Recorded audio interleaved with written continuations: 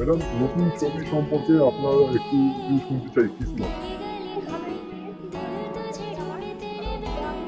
কারণ এটা একটা প্যারালাল ইউনিভার্সিটি বলি, আমাদের এটা প্যারালাল ইউনিভার্সিটি আছে, এটা কোয়াইট বড় আমাদের ইউনিভার্সে, এটা আমাদের তামিল তেলেগুতে ওনারাও দেখছেন, আপনারাও দেখছেন, আমরা যে খবর আপনারা দেখলে আমরা এগিয়ে যাবো, আরো কন্টিনিউ স্টপ হবে না, জানতে হবে। আচ্ছা, আমি একটা কথা আপনাকে জিজ্ঞেস করতে চাই, এটা এটা নট পার্সোনাল, হ্যাঁ।